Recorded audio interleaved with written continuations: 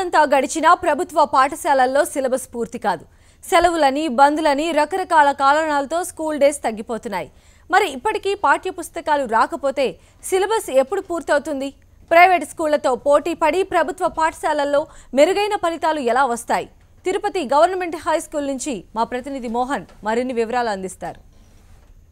మహత్తర ఆశయంతో ప్రవేశపెట్టినటువంటి పథకాలన్నీ నీరుగారుతున్నాయి.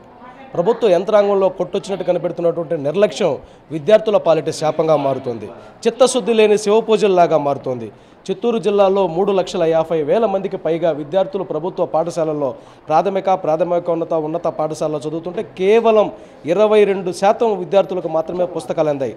అది కూడా కేవలం 1వ తరగతిలో 1 పుస్తకము, 2వ తరగతిలో 2 పుస్తకాలు, 3వ తరగతిలో అసలు పుస్తకాలే లేవు.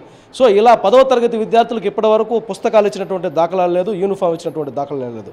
ఇక్కడ తిరుపతి ప్రధానమైనటువంటి కేంద్రం, మంచి అర్బన్ కేంద్రం. అర్బన్ కేంద్రంలో దాదాపుగా 400 పైచిలకు విద్యార్థులు చదువుతున్నటువంటి పాఠశాల. వీరందరూ కూడా ప్రాథమిక పాఠశాలకు సంబంధించినటువంటి వారు. వీరికి యూనిఫామ్ కానీ పుస్తకాలు కానీ ఇచ్చినటువంటి దాఖలాలు లేదు. అమ్మా, నీ పేరేమి? సంధ్య. పుస్తకాలు వచ్చాయి నీకు? రాలేదు.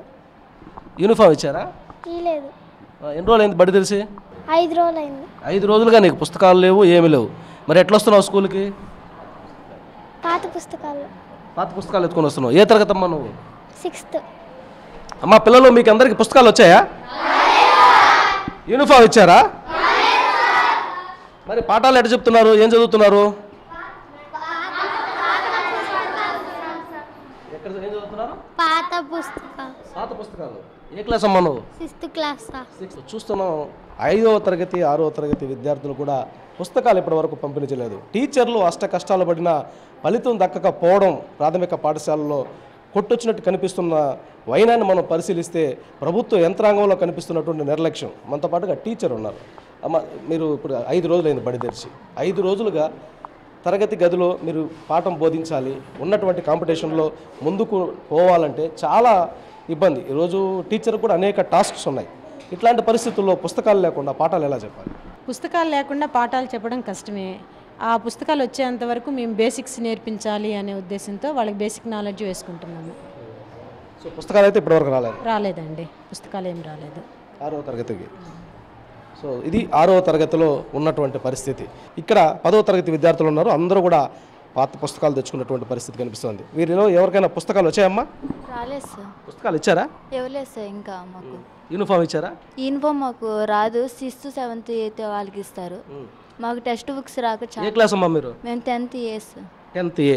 మీతో పాటుగా మీ వీధిలోనో ఇంకొక చోట మీ ఇంటి పక్కన ఉన్నటువంటి విద్యార్థులు ప్రైవేట్ స్కూల్లో చదివే వాళ్ళు ఆల్రెడీ 1 month నుంచి రెమెడియల్ క్లాసులు అని వెళ్తున్నారు పుస్తకాలు చేత పట్టుకొని. మీకు పుస్తకాలు అలా ఎట్లా చదవాలి మీరు? మాకు చదవడానికి చాలా కష్టంగా ఉంది. ఇంకా ఎగ్జామ్స్ మొదలవుతున్నాయి. మాకు ప్రభుత్వం చాలా త్వరగా ఇస్తే మేము బాగా చదువుకోవాలని కోరుకుంటున్నాం. ఫలితాలు రాలేదని, లేకపోతే విద్యార్థులు పాఠశాలలో చేరడం లేదని రకరకాలుగా స్కీములు పెడుతున్నటువంటి ప్రభుత్వం చేరినటువంటి వారికి ఏం చేస్తున్నది అన్నటువంటి ప్రశ్న ఇక్కడ తలెత్తుతోంది. బడి బాట, ఆ బాట, ఈ బాట అని ముఖ్యమంత్రి చెప్తున్నటువంటి మాటకి ఇక్కడ జరుగుతున్నటువంటి కార్యక్రమాలకి పొంతన లేదని చెప్పి కూడా ఆవేదన వ్యక్తం చేస్తున్నారు. చిత్తూరు జిల్లా వ్యాప్తంగా దాదాపుగా 18.5 లక్షల పుస్తకాలు పంపిణీ చేయాల్సి ఉండగా కేవలం 4 లక్షల పుస్తకాలు మాత్రమే పంపిణీ చేశారు. 1 తరగతికి కూడా పూర్తిగా అవసరమైనటువంటి పుస్తకాలు ఇచ్చినటువంటి దాఖలాలు లేకపోవడంతో మరి ప్రభుత్వ పాఠశాలలో విద్యార్థుల అవస్థలు వర్ణనాతీతంగా మారాయి. కెమెరామెన్ సుబ్బుతో కే మోహన్, HM TV, తిరుపతి.